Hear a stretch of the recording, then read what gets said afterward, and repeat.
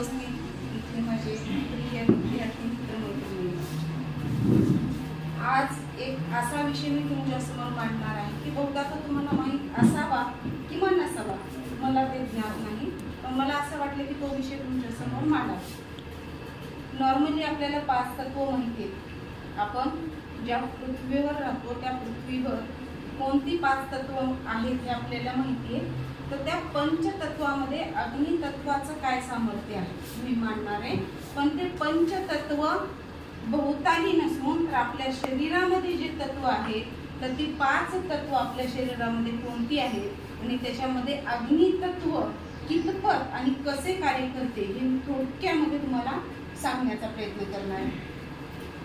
तर आपल्याला माहिती आहे की आपण ज्या सृष्टीमध्ये राहतो, ज्या जगामध्ये राहतो ते विश्व एका 5 तत्वांनी बनलेलं आहे. आकाश, वायू, पृथ्वी, जल आणि अग्नी ह्या 5 तत्वांनी बनलेलं आहे.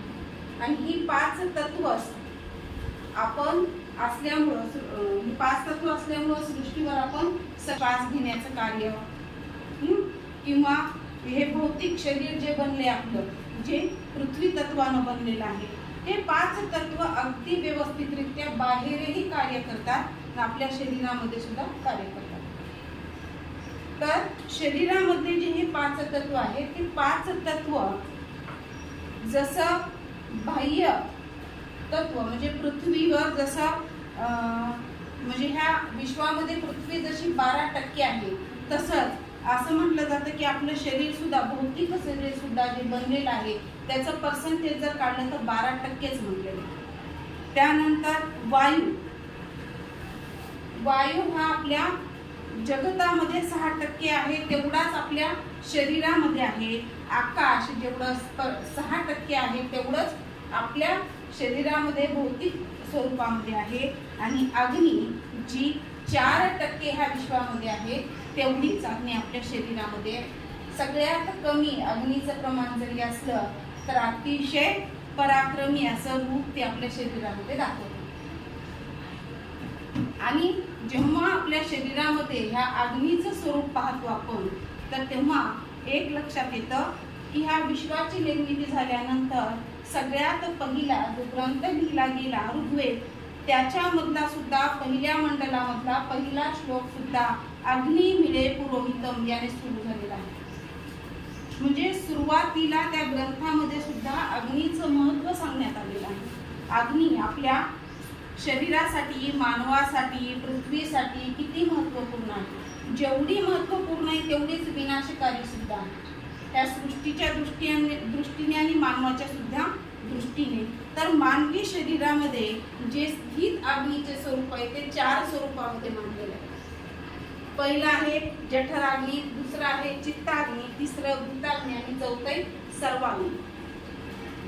आता याच्यामधलं जठराग्नी, आपल्याला भूक लागते ना, आपल्याला भूक लागल्यानंतर पोटामध्ये, भुकेची संकल्पना कशी माहित होते आपल्याला, पोटामध्ये वेगवेगळे प्राणी आवाज करायला सुरू केले, आतडे वाजायला सुरू झाले की आपल्याला असं वाटतं की भूक लागलेली आहे.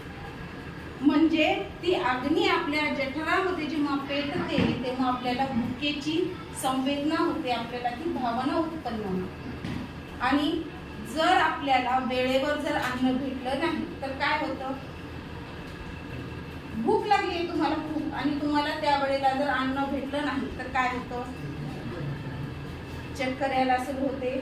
एक सहनशक्ती राहते थोड्या वेळ, एक अर्धा 1 तास आपण सहन करू शकतो, नंतर चक्कर यायला सुरू होते, नंतर काय होतं, चिडचिड व्हायला सुरू होते, नंतर मग कुणाची बडबडही सहन होत नाही, गोंधळही सहन होत नाही आणि आपलं डोकं फिरायला सुरुवात होते. आणि नकळतपणे काय वाटतं, एखादं लेक्चर सुद्धा बघा आपण अटेंड करतोय, आपल्याला जाम भूक लागली आणि लेक्चर अटेंड करताना भूक लागल्यानंतर आपलं डोकं चालतं का, आपल्या डोक्यात काही शिरतं का, नाही शिरत, सगळं डोक्यावरून जातं.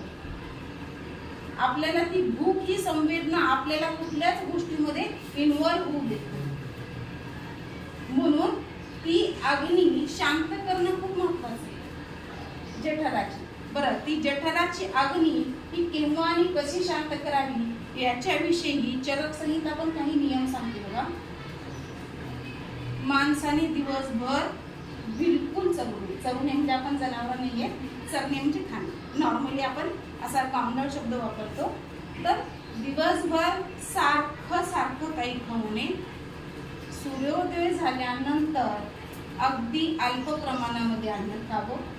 मध्यान्ह होण्याच्या पूर्वी पोटामध्ये भुकीची संवेदना निर्माण झाल्यानंतर भूक शांत होईल इथपर्यंतच खावं. वाया जाईल म्हणून कितीही पोटामध्ये अन्न भरू नये. आणि संध्याकाळी सुद्धा दिवे लागायच्या पूर्वी म्हणजे संध्याकाळ सूर्य मावळण्याच्या पूर्वी अन्न ग्रहण करावं. सूर्य मावळल्यानंतर जे अन्न ग्रहण करतो ते विषा समान असतं असं आयुर्वेद सांगतो. म्हणजे झोपण्याच्या आधी 3 ते 4 तास कमीत कमी आपलं जेवण झालेलं असावं, जे आपल्यासाठी हितकारक असतं. आणि ते सुद्धा जेवण अगदी अल्पशा प्रमाणात असावं, जिथं आपल्याला वाटतं की पोट भरलं. कधी कधी आपण जेवायला घेतलो, एक पोळी खाल्ल्यानंतर आपल्याला असं वाटतं की भरलंय माझं पोट. तिथंच जेवण स्टॉप करावं. विनाकारण पोटामध्ये आणखी अर्धी भरू नये किंवा अरे वाया जाईल, एवढाच भात राहिलाय, वाया जाईल, अर्धीच पोळी राहिली म्हणून. तसं जर आपण ग्रहण केलं तर आपली जठराग्नी जी आहे त्याचं संतुलन बिघडतं आणि मग ते बिघडलेलं